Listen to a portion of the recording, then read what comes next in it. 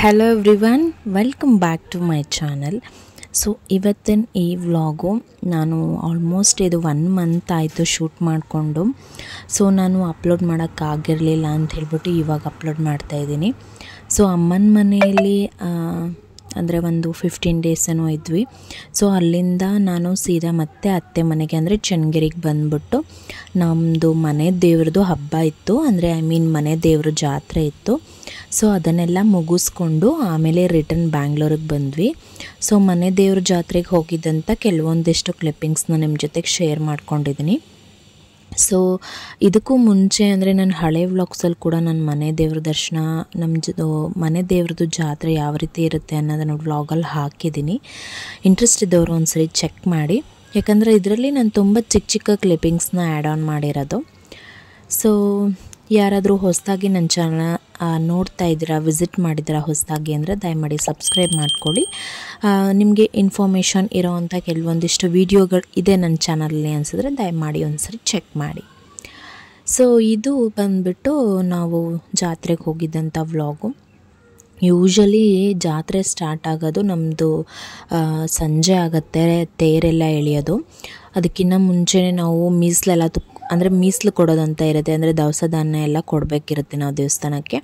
ಅದನ್ನೆಲ್ಲ ಕೊಟ್ಬಿಟ್ಟು ಪೂಜೆ ಎಲ್ಲ ಮಾಡಿಸ್ಕೊಂಡು ಬಂದು ನಾವು ಈ ಕಡೆ ಕೂತ್ಕೊಂಡಿದ್ವಿ. ಫುಲ್ಲು ಶಾಮಿಯಾನೆಲ್ಲ ಹಾಕಿರ್ತಾರೆ, ಬಿಸಿಲಿತ್ತಲ್ವ ಜಾಸ್ತಿ ಅದಕ್ಕೆ. ಸೊ ನಾವಿಲ್ಲಿ ಕೂತ್ಕೊಂಡು ಫ್ಯಾಮಿಲಿ, ನಮ್ಮ ರಿಲೇಟಿವ್ಸ್ ಎಲ್ಲ ಸಿಕ್ಕಿದ್ರು, ಎಲ್ಲ ಮಾತಾಡ್ಕೊಂಡು ಕೂತಿದ್ವಿ. ಯೂಶ್ವಲಾಗಿ ಏನಾಗುತ್ತೆ ಅಂದರೆ ನಮ್ಮ ಮನೆಯವ್ರಿಗಂತೂ ನಿಮಿಷಕ್ಕೂ ಕಾಲ್ಸ್ ಬರ್ತಾನೆ ಇರುತ್ತೆ, ಕಂಪ್ನಿ ಕಾಲ್ಸ್ ಅವ್ರಿಗೆ. ಅದೆಲ್ಲ ಅವ್ರು ಅಟೆಂಡ್ ಮಾಡಲೇಬೇಕಾಗುತ್ತೆ, ರಿಜೆಕ್ಟ್ ಮಾಡೋಕ್ಕಾಗಲ್ಲ. ಸೊ ಅವ್ರು ಆಲ್ವೇಸ್ ಫೋನಲ್ಲಿ ಬ್ಯುಸಿ ಇರ್ತಾರೆ, ಸರಿಯಾಗಿ ಮಾತಾಡೋಕ್ಕೆ ಸಿಗಲ್ಲ. ಈ ಕಡೆ ನೋಡಿದ್ರೆ ನಮ್ಮ ಅತ್ತೆ, ನಮ್ಮ ಮಾವ, ರಿಲೇಟಿವ್ಸ್ ಜೊತೆಗೆ ಫುಲ್ಲು ಬ್ಯುಸಿಯಾಗಿ ಮಾತು. ನಾವಂತೂ ಅದೆಷ್ಟು ನಗಾಡಿದ್ದೀವೋ ಗೊತ್ತಿಲ್ಲ. ಯಾವ ಕಡೆ ನೋಡಿದ್ರೂ 3-4 ಜನ ಗುಂಪಾಗಿ ಅದಂಗಾಯಿತು, ಇದು ಹಿಂಗಾಯಿತು, ಅದು ಅಲ್ಲೋಯ್ತು, ಇದು ಇಲ್ಲಿ ಬಂತು ಅಂತ ಮಾತಾಡ್ತಾನೇ ಇದ್ದರು. ನಾನಂತೂ ಫುಲ್ಲು ನಗಾಡ್ತಿದ್ದೆ, ಇವ್ರ ಮೀಟಿಂಗ್ ಮುಗ್ದಿಲ್ಲ, ಅವ್ರ ಮೀಟಿಂಗ್ ಮುಗ್ದಿಲ್ಲ ಅಂತ. ಸೊ ಎಲ್ಲ ಮಾತು ಮುಗಿಸೋಷ್ಟೊತ್ತಿಗೆ ಸಂಜೆ ಆಗಿತ್ತು. ಸೊ ಸಂಜೆಗೆ ಉತ್ಸವ ಸ್ಟಾರ್ಟ್ ಮಾಡಿದ್ರು. ನಮ್ಮ ಮನೆಯವರು ಕೂಡ ಸ್ವಲ್ಪ ಹೊತ್ತು ದೇವ್ರನ್ನ ಹೊತ್ಕೊಂಡು ಹೆಗ್ಲು ಕೊಡಬೇಕಲ್ವ, ಅದಕ್ಕೆ ಸೊ ಅವರು ಕೂಡ ಜಾಯಿನ್ ಆಗಿದ್ದರು. ಸೊ ಓವರಾಲಾಗಿ ಹಳ್ಳಿ ಕಡೆ ಜಾತ್ರೆ ಅಂತೂ ತುಂಬ ಚೆನ್ನಾಗಿರುತ್ತೆ. ಸೊ ನೋಡ್ಕೊಂಡು ಬನ್ನಿ.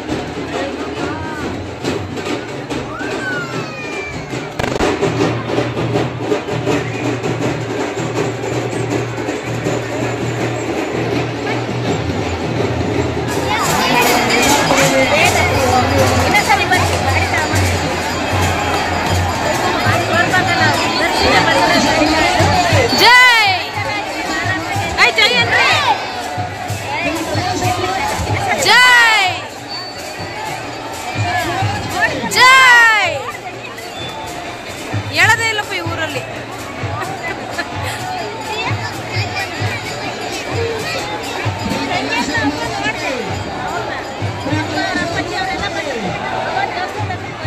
ಹೋಗ್ರಿ ಒಂದು ಸ್ವಲ್ಪ ಬರ್ರಿ.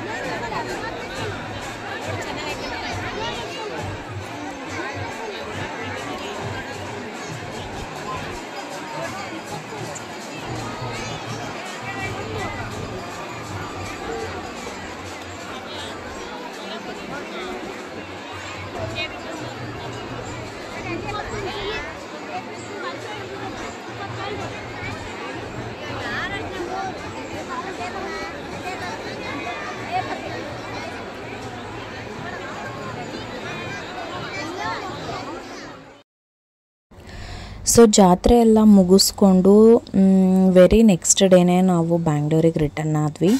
ಸೊ ರಿಟರ್ನ್ ಆಗಿ 4 days ಮನೆಯೆಲ್ಲ ಕ್ಲೀನ್ ಎಲ್ಲ ಮಾಡ್ಕೊಳ್ಳೋದಿತ್ತು. ನಾನು ಆಲ್ಮೋಸ್ಟ್ ಒಂದು 1 month ಹತ್ತತ್ರನೇ ಆಗಿತ್ತು ಬ್ಯಾಂಗ್ಳೂರು ಮನೆ ಬಿಟ್ಟು ಹೋಗಿ. ಅಂದರೆ 15 ದಿನ ಅತ್ತೆ ಮನೇಲಿ 15 ದಿನ ಅಮ್ಮನ ಮನೇಲಿ ಎದ್ದು ಬಂದಿದ್ದಾಯ್ತಲ್ಲ. ಸೊ ತುಂಬ ಗಲೀಜಾಗಿತ್ತು ಮನೆ.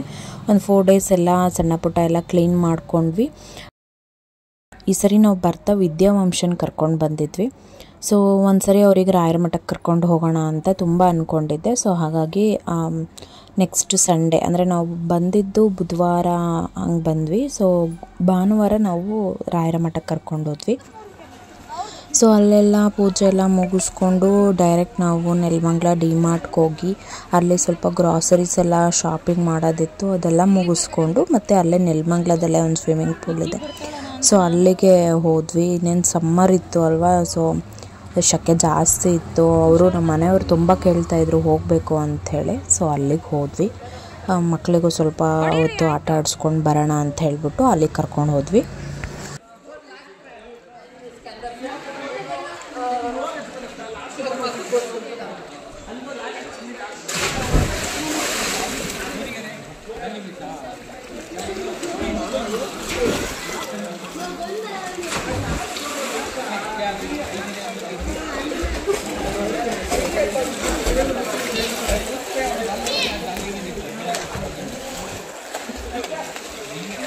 ಈಗ ತುಂಬ ಡಿಪಿಗೆ ಹೋಗಿದ್ರು ಅವರು.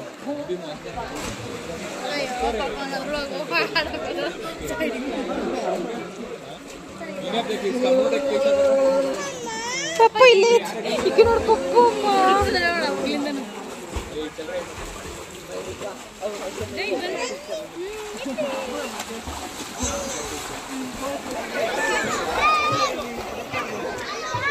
ಕಾಲೋದ್ರು. ನೀ ಹಂಗತ್ತ ನಿಲ್ಸ್ಕ ಚಿನಿ, ಹಂಗತ್ತ ವಂಶಿ ಮುಳುಗ್ಬೇಡ ನೀನು, ಮತ್ತೆ ಬರಾರ್ತರ ಆಡ್ಬೇಡ, ಹಂಗೆ ಆಟ ಆಡಷ್ಟೇ.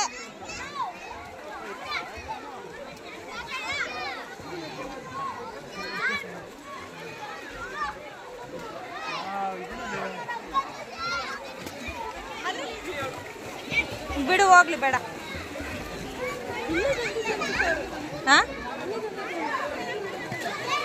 ಇಲ್ಲೇ ಸಿಗ್ತಾವೇನ, ಬೇಡ ಅವಳಿಗೆ, ನೀನು ಈಗಲೇ ಅದೇ ಅಂತಿದೆ. ಕುಂದ್ರಿಸ್ಕೋಬೇಡ, ಬೇಡ ಕೂರ್ಸ್ಕೊಳದ್ ಬೇಡ ಚಿನಿ.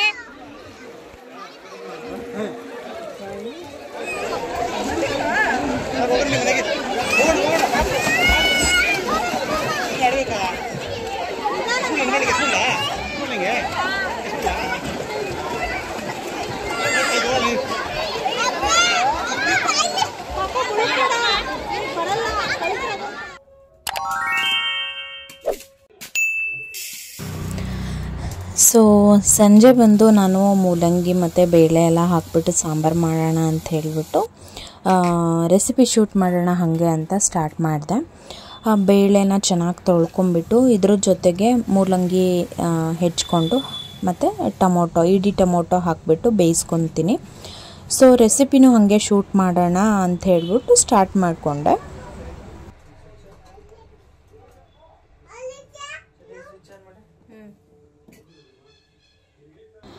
ಹಾಗೆ ಇದ್ರ ಜೊತೆಗೆ ಒಂದು ಟೊಮೊಟೊನ ಚಿಕ್ಕದಾಗಿ ಕಟ್ ಮಾಡಿ ಹಾಕ್ಕೊಂಡಿರ್ತೀನಿ. ಕಟ್ ಮಾಡಿರೋ ಟೊಮೊಟೊ ಬಂದ್ಬಿಟ್ಟು ಸಾಂಬಾರಲ್ಲಿ ಹಂಗೆ ಮಿಕ್ಕುತ್ತೆ. ಇಡೀ ಟೊಮೊಟೊ ಏನು ಬೇಯಿಸ್ಕೊಂಡಿರ್ತೀನಲ್ಲ ಅದನ್ನು ನಾನು ಮಸಾಲೆ ರುಬ್ಬುವಾಗ ಹಾಕ್ಕೋತೀನಿ. ಅದಕ್ಕೋಸ್ಕರ ನಾನು ಇಡೀ ಟೊಮೊಟೊ ಹಾಕಿ ಬೇಯಿಸ್ಕೊಳ್ತಾ ಇರೋದು. ಸೊ 2 ಲೋಟದಷ್ಟು ನೀರು ಹಾಕ್ಬಿಟ್ಟು ಸ್ವಲ್ಪ ಉಪ್ಪು ಹಾಕಿ ಬೇಯಿಸ್ಕೊಳ್ಳೋಕೆ ಇಟ್ಕೋಬೇಕು.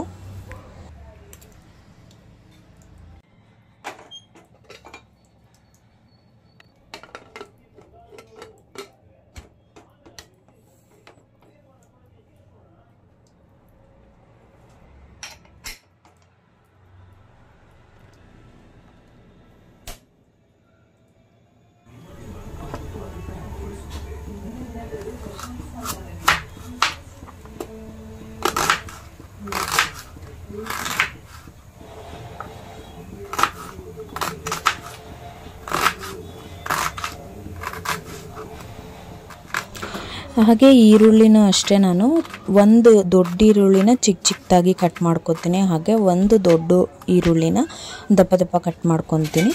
ಸೊ ಚಿಕ್ಕ ಈರುಳ್ಳಿ ಬಂದ್ಬಿಟ್ಟು ಸಾಂಬಾರು ಒಗ್ಗರಣೆ ಕೊಟ್ಕೊಳ್ಳೋಕೆ ಬರುತ್ತೆ. ಹಾಗೆ ದಪ್ಪ ದಪ್ಪ ಕಟ್ ಮಾಡ್ಕೊಂಡಿರ್ತೀನಲ್ಲ ಆ ಈರುಳ್ಳಿನ ನಾನು ಮಸಾಲೆ ಹುರ್ಕೊಳ್ಳೋಕ್ಕೆ ಬಳಸ್ಕೊತೀನಿ. ಸೊ ನಾನು ಹಾಗಾಗಿ ಈ ರೀತಿಯಾಗಿ ಈರುಳ್ಳಿ ಕಟ್ ಮಾಡಿ ಇಟ್ಕೊತೀನಿ.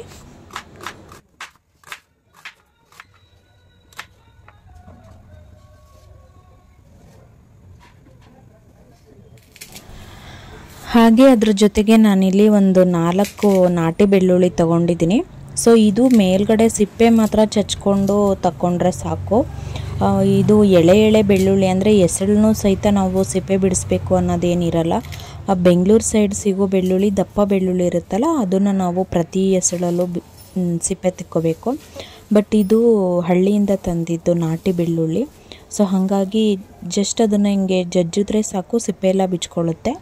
ಆ ಸಿಪ್ಪೆ ಮಾತ್ರ ತೆಗೆದು ರಿಮೂವ್ ಮಾಡಿಕೊಂಡ್ರೆ ಸಾಕು. ಟೇಸ್ಟು ಅಷ್ಟೇ, ನಾಟಿ ಬೆಳ್ಳುಳ್ಳಿ ಹಾಕಿ ನೀವು ಸಾಂಬಾರು ಮಾಡಿದ್ರೆ ಟೇಸ್ಟು ತುಂಬ ಚೆನ್ನಾಗಿರುತ್ತೆ.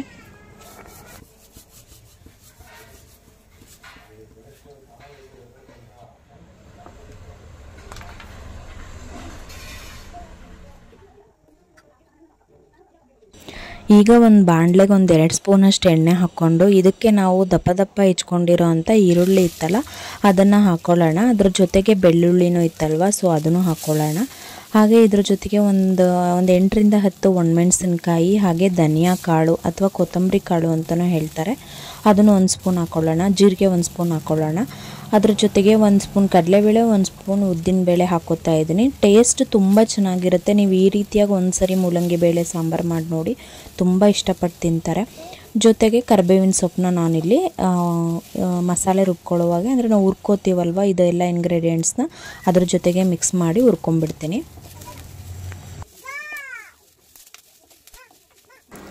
ಸೊ ಈಗ ಹುರಿದಿಟ್ಕೊಂಡಿರೋ ಅಂಥ ಈ ಎಲ್ಲ ಮಸಾಲೆನ ನಾನು ಜಾರಿಗೆ ಶಿಫ್ಟ್ ಮಾಡಿಕೊಂಡು ಇದಕ್ಕೆ ತೆಂಗಿನಕಾಯಿ ಪೀಸ್ನ ಆ್ಯಡ್ ಮಾಡಿಕೊಂಡು ರುಬ್ಕೊಳ್ಳೋಣ.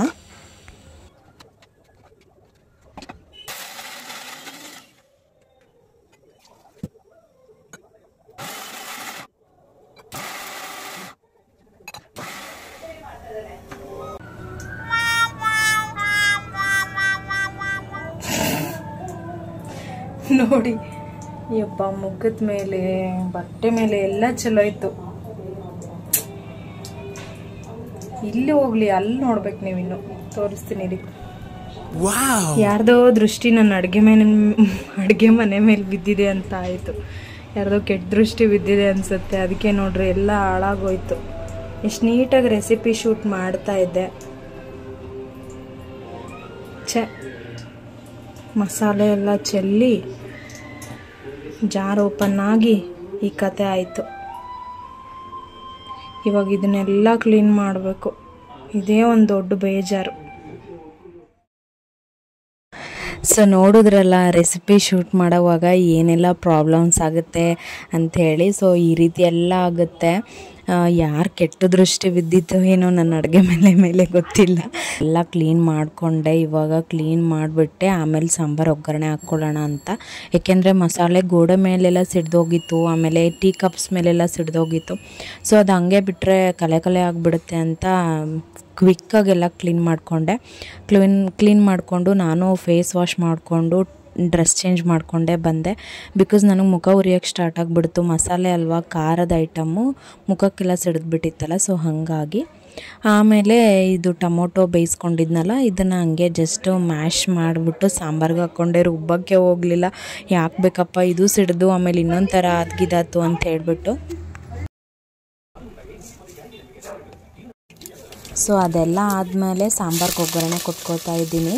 ಮಾಮೂಲಿ ಸಾಸಿವೆ, ಜೀರಿಗೆ, ಕರಿಬೇವಿನ ಸೊಪ್ಪು ಮತ್ತು ಈರುಳ್ಳಿ ಹಾಕಿ ಒಗ್ಗರಣೆ ಕೊಟ್ಕೊಂಡು ಮಸಾಲೆ ಎಲ್ಲ ರುಬ್ಕೊಂಡಿದ್ವಲ್ಲ ಅದನ್ನು ಹಾಕಿ ಸ್ವಲ್ಪ ಅದು ಹಸಿ ವಾಸನೆ ಹೋಗೋವರೆಗೂ ಸ್ವಲ್ಪ ಎಣ್ಣೆಯಲ್ಲಿ ಫ್ರೈ ಮಾಡಿಕೊಂಡು ಅದಾದ ನಂತರ ಬೇಯಿಸ್ಕೊಂಡಿರುವಂಥ ಬೇಳೆ, ಮೂಲಂಗಿ ಎಲ್ಲ ಹಾಕ್ಕೊಂಡು ಚೆನ್ನಾಗಿ ಕುದಿಸ್ಕೊಂಡ್ರೆ ಸಾಂಬಾರು ರೆಡಿ ಆದಂಗೆ. ಉಪ್ಪು ಕರೆಕ್ಟಾಗಿದೆಯೋ ಇಲ್ವೋ ಅನ್ನೋದನ್ನ ಒಂದ್ಸರಿ ಚೆಕ್ ಮಾಡಿಕೊಂಡು ರುಚಿಗೆ ತಕ್ಕಷ್ಟು ಉಪ್ಪನ್ನ ಮತ್ತೆ ಎಕ್ಸ್ಟ್ರಾ ಬೇಕಾದರೆ ಬೆರೆಸ್ಕೊಂಡು ಚೆನ್ನಾಗಿ ಕುದಿಸ್ಕೊಂಡ್ರೆ ಸೂಪರಾಗಿರೋ ಸಾಂಬಾರು. ಮುದ್ದೆಗೆ ತಿನ್ಕೋಬಹುದು, ಚಪಾತಿಗೆ ತಿನ್ಕೋಬಹುದು, ಅನ್ನಕ್ಕಂತೂ ಸೂಪರಾಗಿರುತ್ತೆ. ನೀವು ಕೂಡ ಬೇಕಾದರೆ ಒಂದ್ಸರಿ ಟ್ರೈ ಮಾಡಿ. ನಂಗೆ ತಿಳಿಸಿ. ನಾನಿವತ್ತು ಇದಕ್ಕೆ ರಾಗಿ ಮುದ್ದೆ ಮಾಡ್ಕೊಂಡಿದ್ದೆ, ಸೂಪರಾಗಿತ್ತು.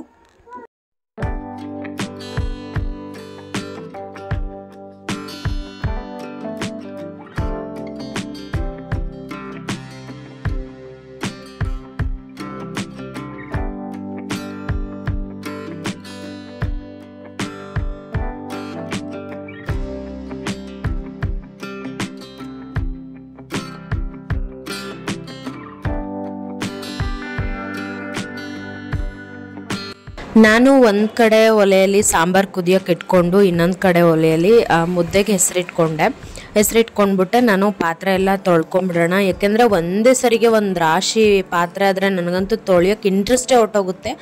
ಜೊತೆಗೆ ಸಿಂಕಲ್ಲಿ ಕೂಡ ಜಾಗ ಸಾಕಾಗಲ್ಲ, ಒಂದೇ ಸ್ಲ್ಯಾಬ್ ಇರೋದಲ್ವ ನನಗೆ. ಸೊ ಹಾಗಾಗಿ ಈ ಕಡೆ ತೊಳೆದಿರೋ ಪಾತ್ರೆ, ತೊಳಿಬೇಕಾಗಿರೋ ಪಾತ್ರೆ ಎಲ್ಲ ಒಟ್ಟಿಗೆ ಆಗಿಬಿಡುತ್ತೆ.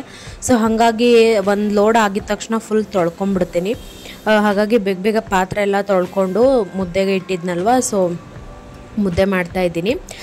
ಮೊನ್ನೆ ರೀಸೆಂಟ್ಲಿ ನನ್ನ ತಂಗಿ ಒಬ್ಬಳು ಕಾಲ್ ಮಾಡಿದ್ಲು, ಅಂದರೆ ನನ್ನ ಚಿಕ್ಕಮ್ಮನ ಮಗಳು. ಅವಳು ನನ್ನ ವ್ಲಾಗ್ಸಲ್ಲಿ ನಾನು ಮುದ್ದೆ ಮಾಡೋದು ಹಾಕಿರ್ತೀನಲ್ಲ, ಸೊ ಅದನ್ನು ನೋಡಿ ಕೇಳ್ತಾ ಇದ್ಲು, ತುಂಬ ಗಟ್ಟಿ ಮಾಡ್ತೀಯ ಅಕ್ಕ ನಿನ್ನ ಮುದ್ದೆನ, ಹೆಂಗೆ ತಿಂತೀರಾ ಅಂತ.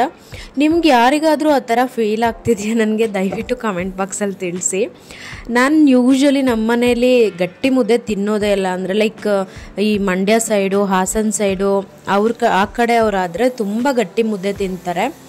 ಗೌಡ್ರು ಮುದ್ದೆ ಅಂತ ಹೇಳ್ತಾರಲ್ಲ, ಅದು ಸಿಕ್ಕಾಪಟ್ಟೆ ಗಟ್ಟಿ ಇರುತ್ತೆ, ನನಗೂ ಗೊತ್ತಿದೆ. ಬೆಂಗಳೂರು ಸೈಡು ಯೂಶ್ವಲ್ ಆಗಿ ಗಟ್ಟಿ ಮುದ್ದೆ ತಿಂತಾರೆ. ಬಟ್ ನಾನು ಆ್ಯಕ್ಚುಲಿ ತುಂಬ ಸಾಫ್ಟಾಗಿ ಮುದ್ದೆ ಮಾಡ್ತೀನಿ.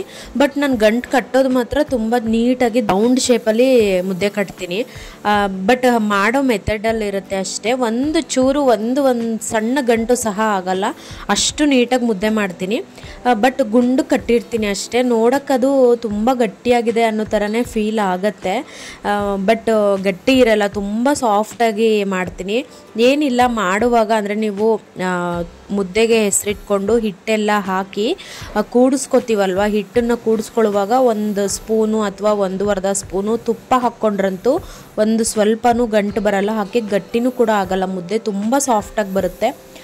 ನಾನು ಮಾಡೋ ಮುದ್ದೆ ತಿಂದವ್ರಿಗೆ ಮಾತ್ರ ಗೊತ್ತಿರುತ್ತೆ ಎಷ್ಟು ಸಾಫ್ಟಾಗಿರುತ್ತೆ ಅಂತ, ಗಟ್ಟಿ ಇರೋದೇ ಇಲ್ಲ.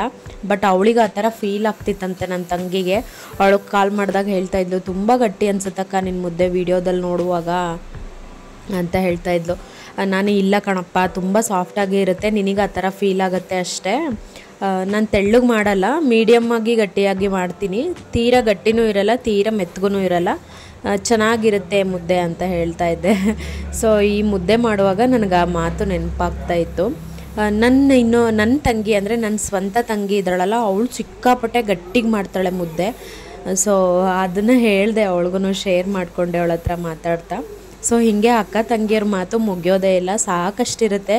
ಅವಳು ಕಾಲ್ ಮಾಡಿದಾಗೆಲ್ಲ ಒಂದೊಂದು 40 ಮಿನಿಟ್ಸ್ ತನಕನೂ ಮಾತಾಡಿರ್ತೀವಿ.